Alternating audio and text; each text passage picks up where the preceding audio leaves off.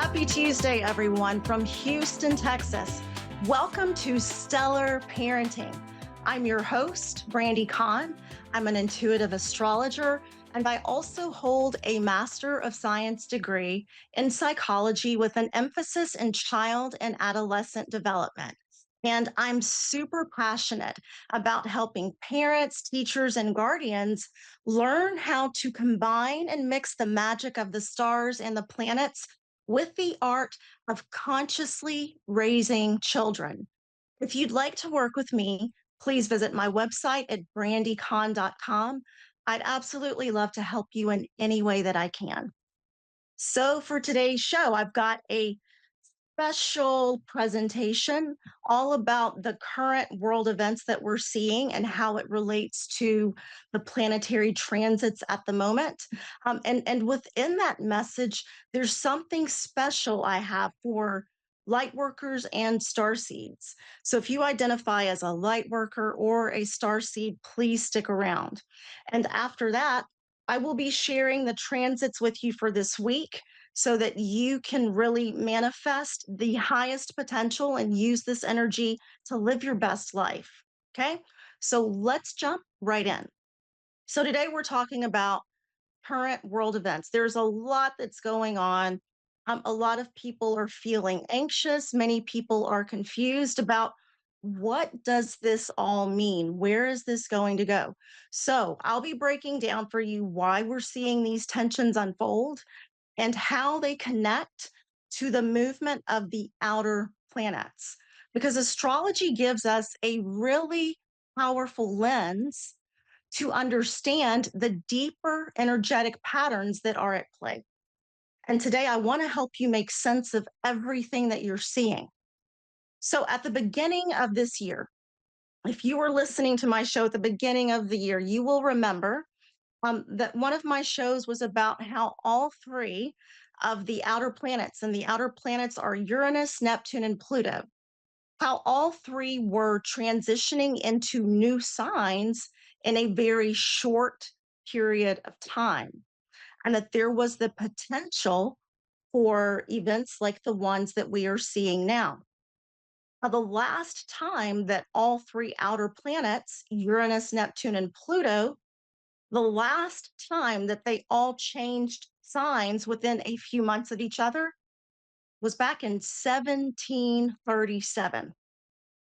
1737. Yes, you heard that right. A long, long time ago. And that year falls at the height of what historians call the First Great Awakening. Now, the shift in consciousness during that time was a religious one, but we are going to see more of a humanitarian shift during our time. So, just to recap current events right now, we do have Israel and Iran involved in a direct armed conflict that began this month in June of 2025. Israel launched a surprise attack on Iran's nuclear and military facilities. And the attack came after the International Atomic Energy Agency reported that Iran had violated its nuclear proliferation obligations. So, Israel's initial attacks on June 13th targeted Iran's nuclear program, their military sites, and killed several top Iranian officials. And Iran responded with missile attacks on Israel and has continued to exchange fire. Now, the United States entered the conflict by striking three Iranian nuclear sites on June 22nd. And on June 24th, President Trump announced a ceasefire agreement between Israel and Iran, but reports suggest that both sides have violated the ceasefire, with Israel launching further attacks and Iran denying accusations of violating the agreement. So that's just what we're seeing right now in current events. So, how does this all tie in with the current astrology? Okay, Pluto and Aquarius. Pluto moved into the sign of Aquarius on November 19th of 2024 and will be there until January 2044, because Pluto stays in one sign anywhere from 14 to 21 years, a long time. And Everything represented by that sign undergoes a deep, lengthy process of transformation. And Pluto's like the god of the underworld, okay, in Greek mythology, and he brings things to light that have been hidden so that change can occur. Now, when we're talking about the sign of Aquarius, Aquarius is all about society, humanity, the masses, awakening, change, breakthrough, and reform. And when we put these two together, Pluto in the sign of Aquarius, we have the theme of power to the people. So take a look at the last time that Pluto was in the sign of Aquarius from 1778 through 1798. And during that span of time, we had the French Revolution, the American Revolution, the Haitian Revolution, and the Industrial Revolution. And during those movements, there was a dismantling of social hierarchies and violent responses to economic disparity. Now, let's talk about Neptune. So, Neptune is the planet of inspiration, spiritual awareness, transcendence, creativity, compassion, intuition. And Neptune stays in one sign for 14 years. So, on March 30th of this year, Neptune moved from the water sign of Pisces and into the fire sign of Aries. So Neptune is the planet of idealization. Okay. And when we put Neptune in a sign, the themes around that sign are idealized during that time. So Neptune moved into Aries, and Aries is the fire sign of action, of impulse, initiating bravery, strength, being assertive, and sometimes being aggressive. The last time that Neptune was in the sign of Aries was from 1861 through 1875, which actually coincides with the beginning of the American Civil War. So, from March of this year through October of this year, we're going to see themes becoming apparent in world events that really reflect Neptune being in the sign of Aries. So Neptune will move out of Aries in October, but then return back to Aries at a later date, and will stay there until 2039. We also had Saturn move into the sign of Aries on May 24th of this year, and Saturn will be in Aries all the way through September 1st. And Saturn is the planet of discipline, commitment, responsibility, focus, and structure. And when Saturn moves into a new sign, Saturn redefines the themes associated with that sign. So, on a collective level, Saturn and Aries can bring difficulty for political leaders if they are not leading from a place of integrity. And the last planet that we've got here, Uranus. Okay. So Uranus actually is getting ready to move into a new sign. So Uranus will be the last one. And Uranus will move out of the earth sign of Taurus and into the air sign of Gemini on July 7th. And Uranus will be in Gemini from July 7th through November 7th. And then Uranus will return to the sign of Taurus from November 7th, 2025 through April 2026. And then after that, Uranus will be back in Gemini until 2033. So the energy of Uranus can bring unexpected change and surprises and exciting developments and innovation and rebellion. And for history lovers, you might find this interesting. Uranus was in the sign of Gemini when the US was founded as a country. So during that time, we had the Revolutionary War. And then 84 years later, when Uranus returned again to the sign of Gemini, the US was embroiled in the Civil War. And then 84 years later, when Uranus again returned to the sign of Gemini, the US was involved in World War II. Now, This does not mean in any way whatsoever that war is inevitable, but it does mean that the United States will go through some process of transformation over the next few years. If you think about President Lincoln and Franklin Roosevelt, they were presidents during those times, during the Civil War, World War II. Okay. And they took on more power as president during that time. So, will we see a similar dynamic of a president again taking on more power than what's already defined? I'm not sure. So, we'll have to just wait and see about that. So, those are the planets that are at play. That's the energy that's at play. And when you listen to that, it's easy to understand why you're seeing what you are seeing on the news and in the media. But I have something to say to those of you who identify as a light worker or a star seed. So each one of us is here for a very important reason. And many of us chose to incarnate at this exact moment in history because we carry a unique role in this time of great transformation. So you may have volunteered to be here and to hold the frequencies of peace, of love, and of harmony as the world undergoes a really monumental shift. The energy of the planet is rising. And if you're feeling that call, the quiet call to remember why you came here or why you're here or what you're supposed to be doing, it's because now is the time to awaken to your mission.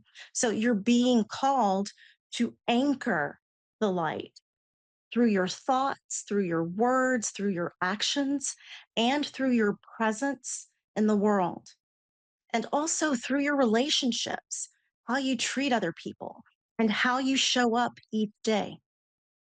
And as the collective frequency continues to rise, we will need light holders and stabilizers. And right now, if what I'm saying resonates with you, if it speaks to you, then you're what I call a keeper of the light.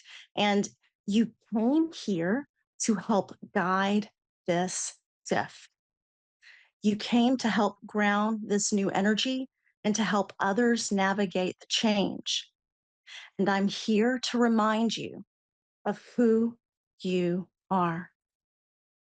And I'm here to remind you of just how vital your presence and your purpose are right now at this moment. You are needed, your light is needed, and your role is more important than you might realize. So if this resonates with you, please continue to hold the frequency of light, of love, of peace and harmony. No matter what you're seeing broadcast on the news, no matter what you're seeing in the media, I want each and every one of you to hold the frequency of love.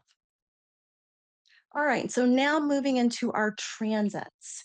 And I'll be telling you how you can use this energy this week to live your best life, to be the best version of yourself. So on Tuesday, June 24th, that's today, the sun is conjunct Jupiter at 3 degrees of Cancer. Now, when the sun, which represents our identity, our life force, and self expression, when it meets up with Jupiter, the planet of abundance, growth, and prosperity and blessings, we get this incredible wave of optimism and of possibility. This energy is all about saying yes to life. And you might feel more confident, you might feel more enthusiastic, and ready to stretch beyond your comfort zone. And it's a good time to step into a leadership position or to go after a big goal or just to dream bigger than you usually allow yourself to. Because during this transit, the universe tends to open doors. Maybe it's an exciting opportunity or a lucky break or even just a renewed sense of purpose that you're feeling. But it's as if life is saying, you're ready, time to go for it. So, this is also a beautiful time to share your gifts, to launch a project, or inspire others with your vision. Jupiter is all about wisdom, expansion, and generosity.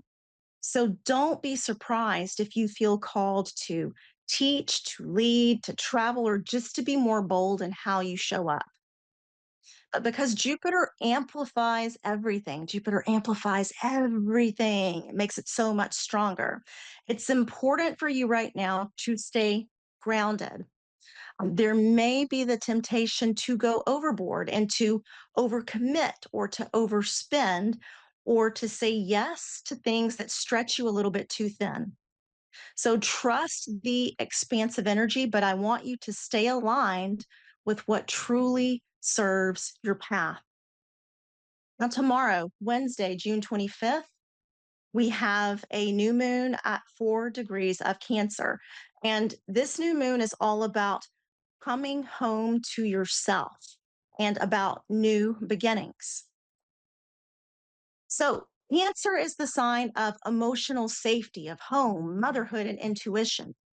So when the moon is in this nurturing water sign, it's a powerful invitation to plant seeds around how we care for ourselves, how we connect with loved ones, and how we create emotional security. So this is a wonderful time for you to ask, what does home feel like to me? What kind of emotional environment am I creating for myself and am I creating for those that I love? You might feel extra sensitive during this full moon. And if so, that's okay. All right. It's okay to slow down, to rest a little, and to reconnect with what makes you feel safe, what makes you feel loved, and what makes you feel whole. This new moon is also an amazing time to set intentions around healing your family dynamics, strengthening your intuition, or deepening your connection with your children if you're a parent. So you might be called to create more emotional presence in your relationships and to finally give yourself that same nurturing energy that you're always offering and giving to others. So light a candle, take a salt bath, write your intentions down, especially the ones that relate to home, family, and emotional well being. And let this moon remind you that you are your own sanctuary. On Thursday, June 26th, Mercury moves into the fire sign of Leo. So, Mercury is the planet that rules our thoughts, communication, how we process information. And when Mercury moves into the sign of Leo, and Leo is a bold, passionate fire sign, we're invited to speak with heart, to lead with courage, and express ourselves more boldly and authentically. So, this is not the time for playing small or holding back your ideas because Mercury and Leo wants you to own your own voice.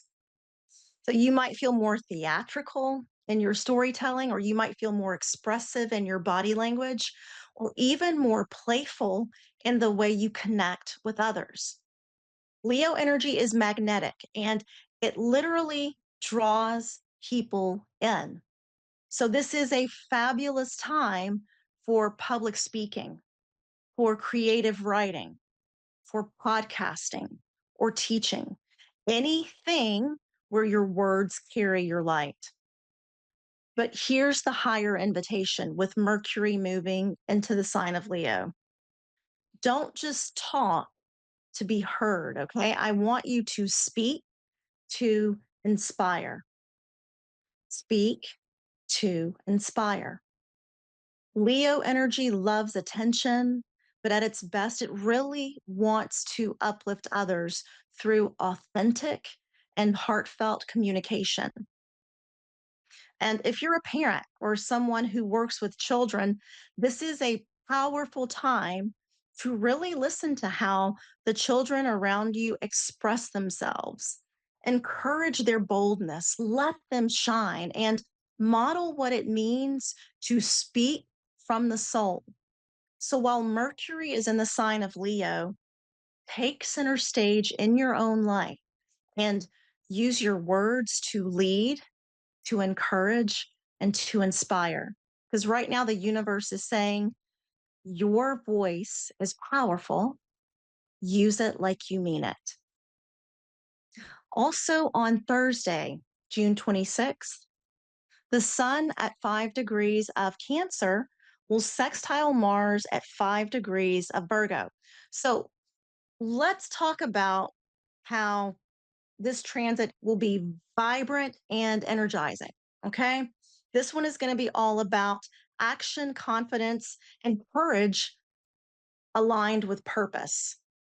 So the sun represents our core identity, our life force, and what lights us up. And Mars is the planet of drive, motivation, and passion, right? And when these two form a sextile, which is a supportive, flowing aspect, it creates a beautiful surge of energy that helps us to take aligned and inspired action. This isn't chaotic or impulsive energy at all. It's very focused and it's purposeful and it helps us to gain some momentum. So if you've been feeling stuck or you've been feeling indecisive or low energy, this transit can bring a noticeable shift. You may feel more confident, more assertive, and more in touch with your inner power.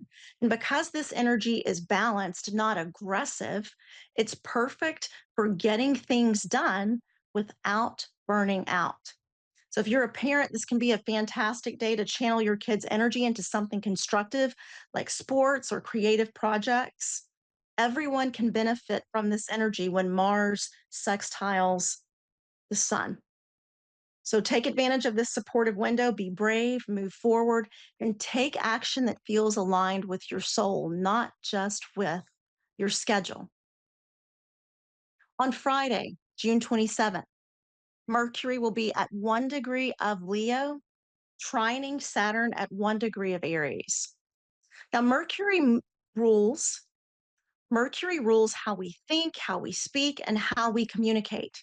And Saturn brings in structure, wisdom, and long term vision. And when they form a trine, we get the best both worlds. Okay. We get clear thinking with a grounded, purposeful edge. Now, this is the perfect time to organize your thoughts, to make plans, and to commit to something meaningful. You might feel more mentally focused and you may be more patient in your communication. This is also a great transit for making business decisions and for signing contracts or formalizing ideas. Because Mercury trine Saturn helps to cut through the noise and we can focus on what matters. So, for parents, this will be an excellent time to support your children with routine, discipline, and calm communication. They may be even more open to your guidance during this time, especially if you deliver it with patience and respect. So, if you've been waiting for the right moment to write that email or share that message or make a thoughtful decision, this is your green light. Mercury trine Saturn reminds you your words have weight. Use them with care and purpose. On Saturday, June 28th, Mercury at 2 degrees of Leo will trine Neptune at 2 degrees of Aries. So, Mercury is the planet of the mind, how we think, how we speak, write, and process information. Neptune is the planet of dreams, spirituality, intuition, and divine connection. And when these two form a trine, we're really gifted with a wave of creative inspiration and heightened sensitivity. So, this is a day when your intuition will be on point. You may receive messages through dreams, songs, or synchronicities. And Mercury trine Neptune invites you to trust your inner voice, to speak from your soul rather than just from your mind, okay? And to journal, write, or express your thoughts through art or music. Also, tune into spiritual guidance through meditation, prayer. And for parents, this will be a great time to really listen to your child's imagination. Their intuition may surprise you. So, the key for this transit is to soften the mind and open your heart. Don't overanalyze. I want you to feel your way through this with Mercury and Neptune dancing together, truth is felt more than it is spoken. And then finally, on Sunday, June 29th, Mercury at 3 degrees of Leo will oppose Pluto at 3 degrees of Aquarius. Now, this will not be a light and easy transit. This one is about truth, power, and deep mental insight. Mercury rules our thoughts, communication, and conversation, and Pluto governs transformation and what's hidden beneath the surface. And when these two planets oppose each other in the sky, there's a cosmic tension that really asks us to face what we're trying to avoid. So you might notice more intense conversations happening around this time, or maybe your inner dialogue feels heavier, sharper, and more emotionally charged. Okay. But this energy is not meant to break you down, it's meant to break you open so that you can speak, hear, and think more honestly. So, during this time, I want you to speak truth, release fear, and watch how much lighter you feel when you stop carrying what no longer serves your mind. Those are the transits for this week. Set your intention to use this energy in the highest way possible, the highest expression, to live a wonderful life. And I will see you here again next week. Have a great week.